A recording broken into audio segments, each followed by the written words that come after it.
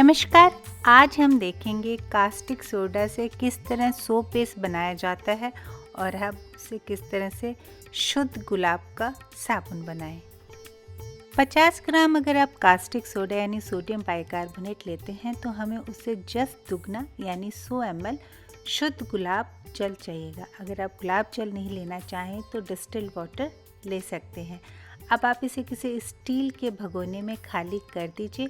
आप एक बात का ध्यान रखें कि स्टील का ही बर्तन लेना है और इसमें कास्टिक सोडा डाल दीजिए। डालने के फ़ौरन बाद आप इसे हवा में रख दें क्योंकि इससे बहुत जहरीली गैस निकलती हैं जो नुकसान कर सकती हैं। इसे आप तकरीबन 4 से 5 घंटे तक हवा में रखें और उसके बाद इसे तापमान इसका नाप लीजिए। ये आपको तकरीबन 25 से 26 डिग्री सेल्सियस के आसपास। अगली चीज़ चाहिए हमें शुद्ध नारियल तेल कोल्ड प्रेस्ड। आप चाहें तो नॉर्मल नारियल का तेल भी ले सकते हैं। ये हम लेंगे 300 ग्राम यानी कास्टिक सोडा और गुलाब जल 150 ग्राम हुआ उसका जस्ट दुगना। और इसके अंदर आप मिला दीजिएगा सूखे गुलाब का पाउडर। ये आप जितना ज़्यादा स्क्रब करना चाहें उतना ज़्यादा मिला सकते हैं। मैंने डाला है 5 से 6 चम्मच। अगर आप 300 ml जो है नारियल का तेल लेते हैं तो उसमें 3 इवियन के कैप्सूल जो है पंचर करके डाल दीजिए। अब तक आप समझ ही चुके होंगे कि इतना अच्छा कॉम्बिनेशन हो रहा है जो ना कि आपकी स्किन को सिर्फ स्क्रब करके डेड स्किन हटाएगा बल्कि गोरा भी करेगा। अगली बारी है मुलेठी का तेल डालने की। अगर ये ना हो तो आप स्किप कर सकते हैं। ये मैं ले रही हूँ 10 ml।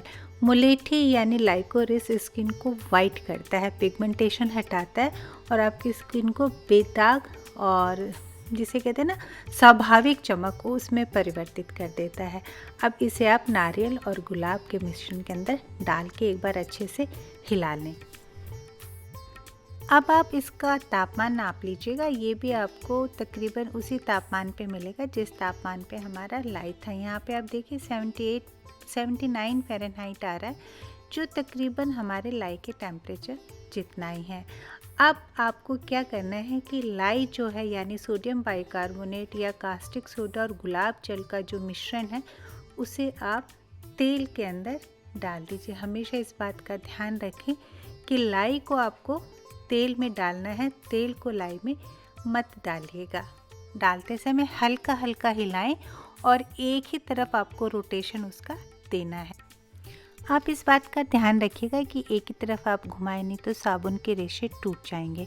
अगर आप हाथ से मिक्स करते हैं तो तकरीबन 35 से 45 मिनट लगेंगे और अगर आप हैंड ब्लेंडर यूज़ करते हैं तो 10 से 15 मिनट लगेंगे।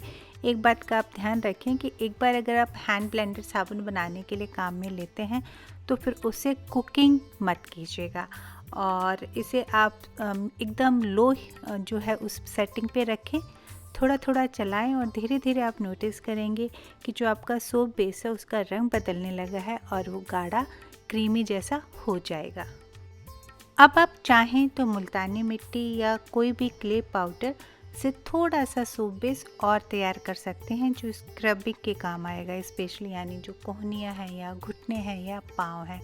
तो मैं यहाँ पे ले रही हूँ फ्रेंच पिंक क्ले पाउडर। मुल्तानी मिट्टी जैसा ही होता है, आप चाहें तो मुल्तानी मिट्टी काम में लीजिएगा और जितना आपको ज़रूरत हो। यहाँ मैं 3 से 4 चम्मच डालूँगी और उसके बाद में मैं सोप बेस मिला के इसे अच्छे से मिक्स कर लूँगी।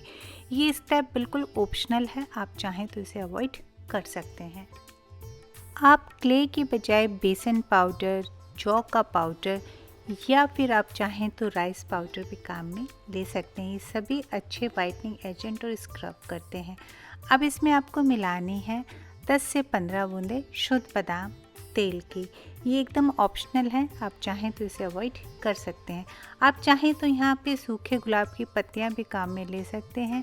मैं आपको इसलिए सजेस्ट नहीं करूँगी क्योंकि वो नहाते समय साबुन से निकल जाती हैं और सिंक चोक करती हैं और बहुत यूज़फुल नहीं रहती। अब आप मोल्ड ले लें और उसमें अल्कोहल स्प्रे करके और अपना साबुन का जो बेस है उसमें स्प्रेड कर दें। आप चाहें तो पॉलीथीन किसी प्लास्टिक की कटोरी में या किसी भी कटोरी में लगा के उसमें भी साबुन तैयार कर सकते हैं। मैंने सिलिकॉन मोल्ड यूज़ किया है।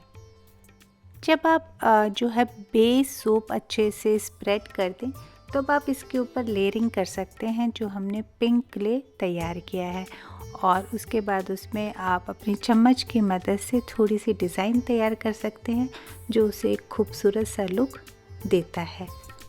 अब आप अपने सोप मोल्ड को उठा के थोड़ा हिला लें ताकि उसमें से हवा निकल जाए। आप इसे कम से कम 3 से 4 दिन छाया में रखें और उसके बाद बारी है इसको तैयार करने की। हवादार आपको जाली की टोकरी लेनी है और उसमें आपको साबुन जो आपने तैयार किया है वो रखना है। ये बहुत आसानी से निकल जाता है। इस हवादार टोकरी के ऊपर हम एक प्लास्टिक का पेपर लगा देंगे या पन्नी लगाएंगे और उसको बंद करके रख देंगे। ये आपको कम से कम 45 दिन रखना है, नहीं तो आपकी स्किन कास्टिक सोडा से जल जाएगी। सोपनिफिकेशन प्रक्रिया के अंदर कम से कम 45 दिन लगते हैं। छायादार हवा वाली जगह में आप रखें।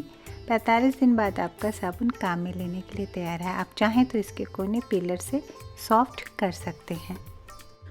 और अब मैं इसे आपको बीच में से काट के दिखा देती हूँ कि किस तरह का लगता है। अगर आप मोल्ड में बनाते हैं और फिर इसे काटते हैं तो इसका लुक बेहद खूबसूरत है। देखिए ये इस तरह का आपको कुछ लगता है, एकदम चॉकलेट जैसा। और अब बारी है इसका एक डेमो लेने की कि ये कितने ज़्यादा झाग बनाता है। तो ये जो है बाज़ार में जो हम साबुन लेते हैं उसी तरह से आपके स्किन पे झाग देता है और इसकी खुशबू बेहद अच्छी होती है और एकदम नेचुरल, और कोल्ड प्रेस्ड सोप आपके स्किन के लिए बेहद अच्छा रहता है। और अब बारी है इसे किस तरह से हम स्टोर करें उसको जानने की।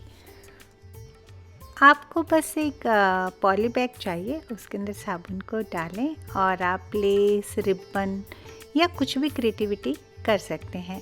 मैं यहाँ सिंपल एक थ्रेड बांधूंगी। आप चाहें तो इसको इस तरह से पैक करके गिफ्ट में भी दे सकते हैं और ये सालों साल ख़राब नहीं होता है। तो आप एक बार में अपना लोट बना के रख सकते हैं। इस तरह से मैंने थ्रेड बांधा है और ऊपर से मैं थोड़ा सा पन्नी को काट दूंगी ताकि वो यूनिफॉर्म लुक दे, और बस आपका होममेड खूबसूरत गुलाब का साबुन बनके तैयार है। अपना ध्यान रखें, सुंदर लगे और स्वस्थ रहें। मैं जल्दी मिलूंगी नए वीडियोस के साथ। तब तक टेक केयर, बाय।